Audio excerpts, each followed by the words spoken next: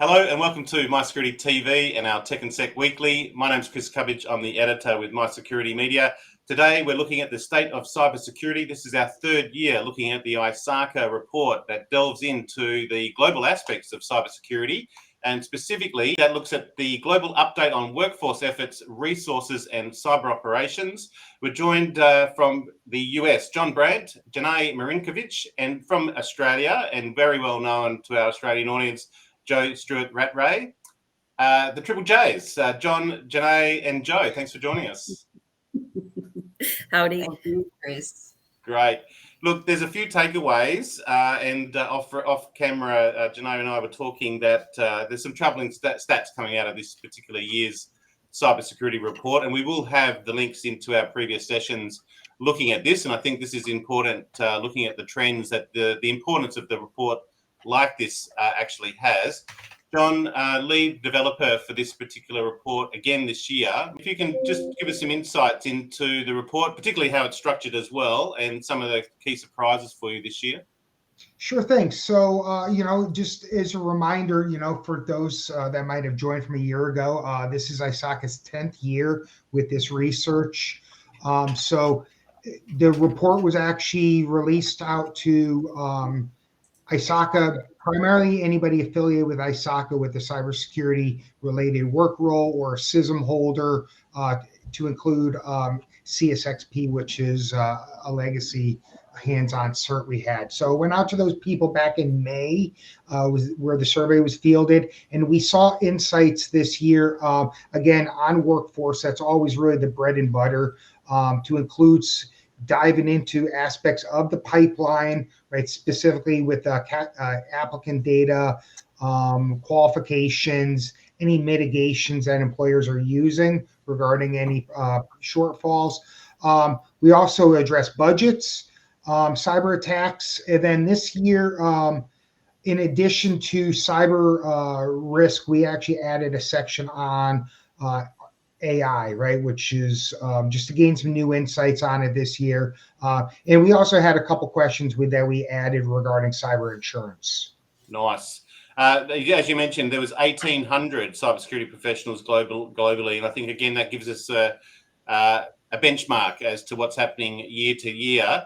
Maybe, Janae, to you in terms of workforce and training. There's a few stats, but we'll come to Joe in terms of the Oceania context here.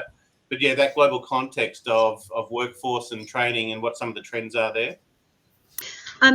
So there's a couple. One is that because there's significant gaps in terms of resources, so budgets are going down, access to resources are going down, so people are having to come up with different ways in terms of closing those gaps in terms of training. So we're seeing a little bit more on over-indexing on mentoring, as well as outsourcing a lot to contractors, which is having a lot of impact in terms of training this kind of next generation of people that need to take over as they move into leadership roles. And I think we're seeing, in terms of the technology gaps, they're pretty much the same players, with the exception of, the bringing in ML-SOCs, or SecOps, as well as large language models, so artificial intelligence. So we've got a couple of problems there. One is that our workforce isn't necessarily trained on it, but I think the bigger problem is that we're not really getting engaged when new AI technology is being brought into the ecosystems as well. So those are a couple of the things that I saw on the training side. Some of the other areas that I had some concerns around were more around empathy. So it's been a trend that we've talked around the last several years, but that number has dropped pretty significantly. And if we're talking about people being burnt out, overworked, budgets going down, empathy going down, we're seeing people actually leave the industry. And I think that was the saddest part of the report that I saw. As you say, Janae, you used the term sad. I've got just a smirk on my face, because it's amazing how we hear the same things in our region as well here in Australia. Joe, sort of the standouts there for you, but it doesn't sound too foreign to me in that kind of trend. No, not at all. I'm certainly seeing, we have the same odds really. Not enough budget Not enough physical resources is the other issue. But then that's, John and I have talked about this before, as have Janai and I. The issue with this is that there's also that lack of properly credentialed, skilled people in the workforce as well. I feel like I've been recruiting forever on various roles this year, and I have to say that I keep being sent network engineers. Nothing wrong with a good network engineer, mind you, but if you're looking for a cyber professional, that's not what you're looking for. So there is a misunderstanding in the recruitment market also as to, certainly in this country, this region, as to what we're looking for. So I think that actually hamstrings me as a CISO, and it certainly makes the recruitment process a lot longer than I believe it needs to be. We're still seeing boards and risk and audit committees asking for assurance as to the cyber position without the necessary investment. So, I always say you can't expect to see a return on investment unless you at first invest. So that's what I'm seeing in this region generally. Well, the idea out of this particular session is get people to have a look at the report, but I've got 4 stats in front of me. An increasing complex threat landscape that most of us are aware of, but that's 85% globally. A low budget, 48 versus 45% globally. This is Oceania as well. Worsening hiring retention challenges, 50% versus 45% globally. So again, we're only in small percentage points differences there. And lack of prioritisation of cybersecurity risk, 35 versus 34%. So we're really on the mark there. The other trends that we're seeing in legislation here in Australia, we've got new cybersecurity bills coming through. John, maybe was there any insights here into the report in terms of the motivation for enterprise to uplift their cybersecurity, legislation being one here in Australia to support budget spend and the investment? No, we don't dig into that, and I think, but it's a great talking point because regulatory measures that are coming out increases compliance requirements, which increases cost of doing business, and who are you passing that on? So, what's interesting, right, outside of the report was not long ago. There was an article that surfaced. Maybe you saw it. That was like there's this subset of CISOs that are like almost calling for the role to be split because of that, which is interesting, right? Because we lobbied for a lot to get CISOs to get to the right table, and now that the job is getting harder, there's this piece of it. So I don't know that you can't have it both ways, right? At the end of the day, we know you need somebody who has technical aptitude to be at the table, to be influencing corporate decision and whatnot. But the reality is governments of all sides, regardless where you are in the globe and subsets of it, are passing legislation as largely probably as a stopgap because industry, in lieu of industry doing the right things, we need the stick, the proverbial stick, right, of what you need to be doing. The concern here that I have, to touch on what Janai had highlighted already, when you look at empathy is one aspect of it, but honesty is rated extremely low within the profession. And I think that needs to get highlighted in a lot of ways, Chris. If you look at how AI is shaping the technology landscape, and AI is being used to automate a lot of things away, that's great. But you still need somebody to checks and balances to do the proverbial right thing.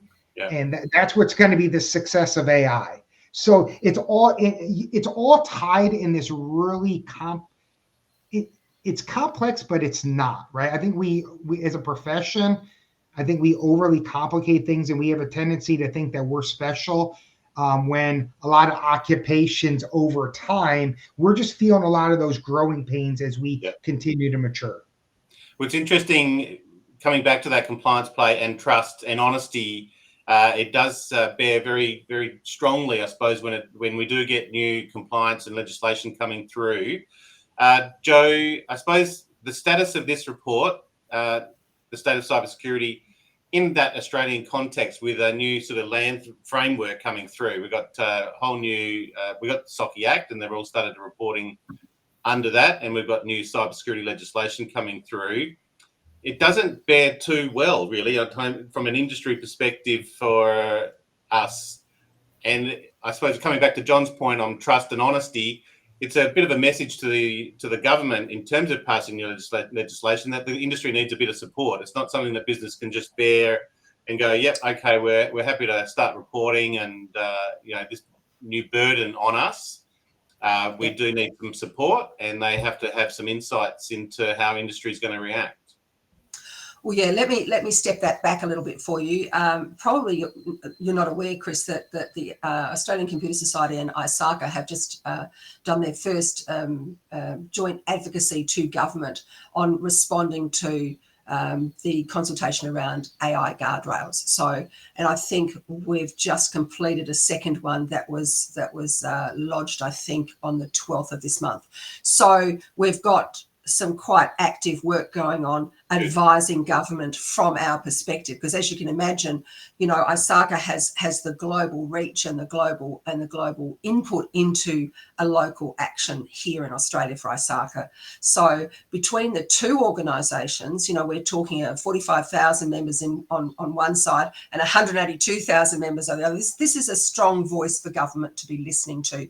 So I think we're going to see some action in that regard from those strong voices. But I absolutely agree that government needs to really be not doing a knee-jerk. We often see governments around the world do a knee-jerk reaction to, oh my gosh, AI, let's shut it down.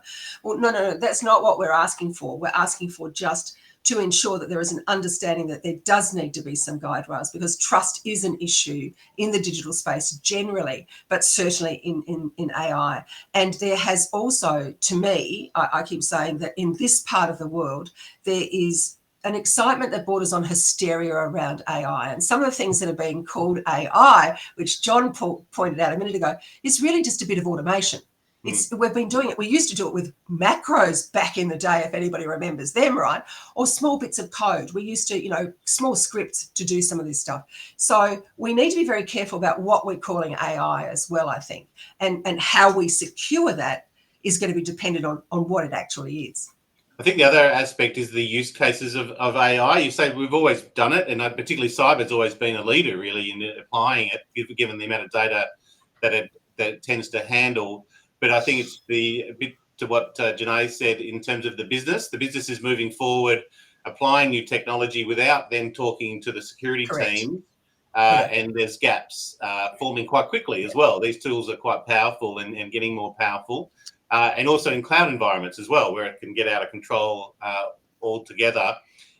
Maybe let's just finish off talking about the applications of AI. It's a double-edged sword in cybersecurity. It's used widely, as Joe just pointed out, automating threat detection response. There's a bit of difference there. Globally, 28%, whereas in Oceania, it's 36%. That's quite a gap there. Endpoint security is a bit closer. Automating routine security tasks a bit much closer. And another gap on fraud detection. Actually, in Oceania, it's lower by half versus 13% globally. John, the advent of AI in here, I know it was sort of mentioned in last year's report as well. Is it going to change the advent of this report, do you think, as it grows, or any new ideas what you might look at next year as a result? So, we're always looking for how we're going to drive value with the research here. I think based on the feedback, and Joe and I were in Dublin together not long ago, it's still premature. And the primary thing that we're hearing from, whether or not they report it or not, from our members, the people that are attending our stuff, is with regards to SecOps, a lot of it's vendor solutions right now. So I'm not really sure how much this is going to shape. I tell you, from a technology use, I don't think anybody, to Joe's point, like, it's not to not use the technology. It's to make sure that you're actually using it to solve, you understand what problems you're trying to solve with it. And so Joe described this thing. AI is, by definition, is a very large umbrella. And the hysteria, right, is largely it's really driven at Gen AI in particular right now, because that's where all the IP lawsuits are really anchored, and a lot of other stuff. but in its broadest sense, it's not new, right? Machine learning as a subset, like to Joe said, we've been doing automation forever. Whether or not RPA, depends on who you follow. RPA kind of falls in the AI camp or it doesn't. Yeah. I've seen data on both. Believe me, on the PR I get, it does. So yeah. So, it's not to split hairs there, but I think that, the bigger concern, right? I think it's the awareness and the education of the workforce and the end users, because at its core, AI is basically statistical computations that by their very nature are imperfect, right? So there is a level of error that's in there. So we're going to have to be a little bit more methodical and for lack of better words, we kind of have to lower our expectations for certain applications of it. And it's been a rough year for the vendors as well. Let's be real. I think there's a lot of vendors that are doing a lot of good stuff, but I think that any of the good work is getting overshadowed by some of their own security related reporting that's just taking the top spot right now. Understood. And Janine, maybe the last one on developments in AI training and more on the cybersecurity side. There's some movements on cybersecurity and AI related certifications coming through as well. But yeah, just any movement there within AI related training and certification? Yeah, it's kind of all over the place because people are still trying to kind of figure out, well, when we talk about compliance related AI training, or if we're talking about cybersecurity training, what does that look like?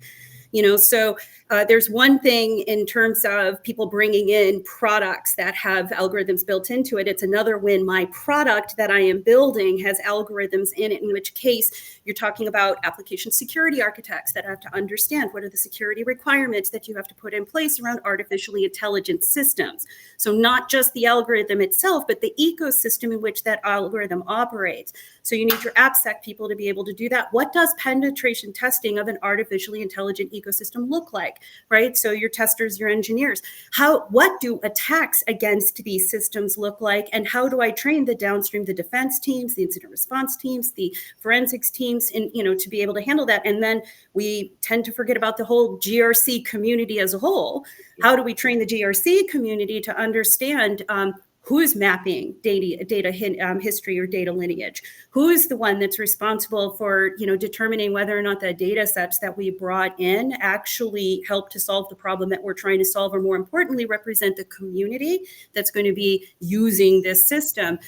So from my standpoint, we're still at the very beginning, but we're still trying to figure out for all of these different roles, how do we build the appropriate training so at the end of the day we're putting in systems that are health and safe, for time to come. And then I do want to kind of end on that, and that is around bias.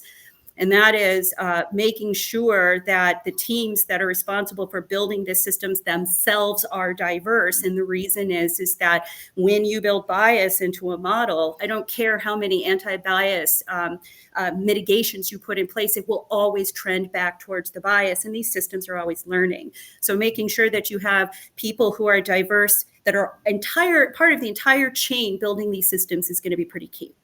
Very good. And I think the key message there is change is constant. So you're just going to try and keep up as best we can. Joe, any insights there? Oh, absolutely. 100% I've got insights. And I totally agree with Janai on this. She and I usually agree. John and I sometimes disagree, but Janai and I always do. She's absolutely spot on about the bias issue. And the World Economic Forum tells us that only 1 in 5 workers in AI is a woman. So you've got a gender bias issue. Then if we look at some of the work out of Stanford University in the States, it will tell you that less than 25% of AI workers come from a culturally and linguistically diverse or underrepresented group. So what we're saying is that we have a particular kind of person who's generally middle-aged, of a particular gender and of a particular class, who are developing AI for all. Now, unless you have the perspectives of all, of course it's going to be biased, and of course it's going to sit in that space. So it's certainly something that has been recognised by the United Nations. UNESCO has put out a report also in relation to just these issues. So we need to be really conscious of making sure that the teams that we do put together have the voices of the different stakeholder groups. And in this case, we're talking about what the demographic of that organisation looks like, or that we represent the demographic that we're writing for, developing AI for. Look, I think, and there is some use cases developing, and particularly on testing these large language models and how the inquiry aspects to it too. You can sort of uncover bias and you can uncover sort of cybersecurity faults within them. I think, if anything, there's a lack of testing of a lot of this AI that's going on. So I think as it develops, definitely organisations like ISACA will have more of an impact and influence. I think is very, very important area. It's a fascinating area. The last thing we haven't covered off, and I think we'll leave the audience wanting more given the time, is cyber insurance and cyber risk that is also covered. And that also loops back into everything we've just said in terms of new legislation, lack of trust, honesty, and those kind of things as well. But look, given the time factor, thank you so much to Janelle, I can see there, Marinkovic, John Brandt, both in the US, and Joe Stewart-Rattray from Adelaide. I'm in Sydney, but thank you very much for joining us today on MySecurityTV and our State of Cybersecurity. Thank you, Chris. Thank you. Thank you.